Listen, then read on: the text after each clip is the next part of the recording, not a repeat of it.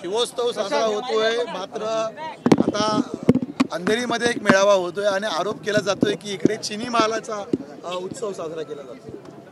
तुम्ही सर्वजण या गोष्टीला साक्षी आहात।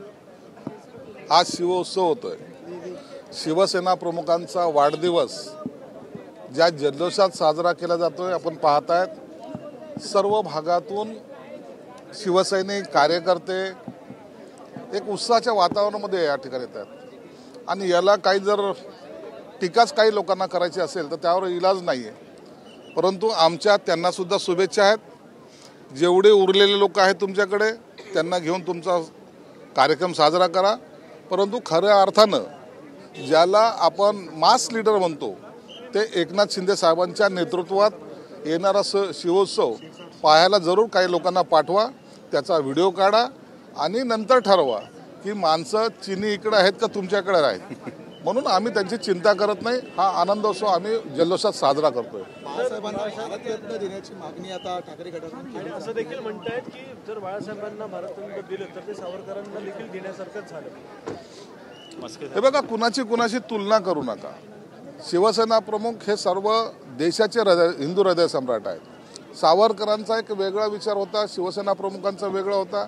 दोघांनी हिंदुत्वासाठी काम केलंय, म्हणून तुलना करण्यासारखं नाही। दोन्ही महान व्यक्ती होते, म्हणून सावरकरांनाही भारतरत्न मिळाले पाहिजे आणि यांना आता जे सत्तेत होते काही काळ त्यांना आता हे उशिरा सुचलेलं शहाणपण आहे, परंतु तरी शिवसेना प्रमुखाला भारतरत्न मिळालं पाहिजे ही जी मागणी आहे ती मागणी काही चुकीची नाही। आमचाही त्याला पाठिंबा राहील। सर, सीएम असतील किंवा मग उद्योग मंत्री असतील नेहमी सांगतात की आम्ही उद्योग आणलेले आहेत, परंतु यांचं असं विरोधकांचं असं म्हणलं की हे मुंबईचे आणि महाराष्ट्रातले कंपन्या आहेत तिकडे नेऊन केलं काय यांना आणखीन ते कळायला थोडं टाइम लागेल।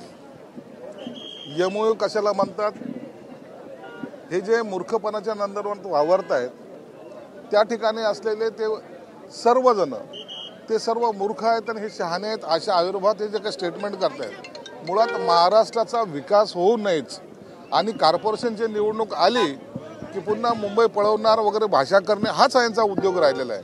म्हणून या हिताचे जे काही उद्योग येत आहेत याला यांचा विरोध नेहमी राहत आलेला आहे। परंतु काही जरी झालं तर हा आमचा महाराष्ट्र नंबर 1 वर आहे आणि राहील। महाविकास आघाडीमधले अनेक बडे नेते हे शिवसेनेमध्ये येतील असं भाकीत जे आहे ते उदय सामंतांनी केलेलं आहे। खूप बडे नेते आहेत। काल तर मुख्यमंत्र्यांशी देखील या संदर्भात चर्चा झाली।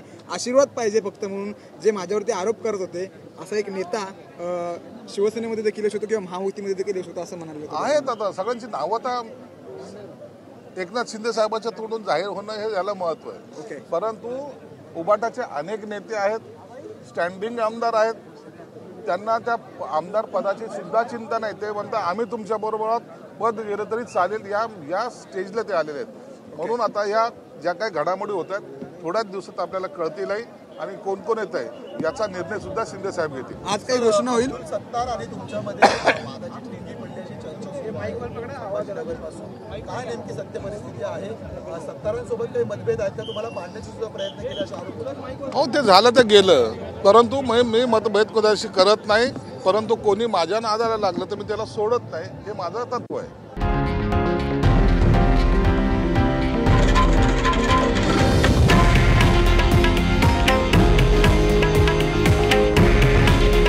हे आहे देशातील नंबर 1 न्यूज नेटवर्क आणि आपण पाहत आहात TV9 मराठी।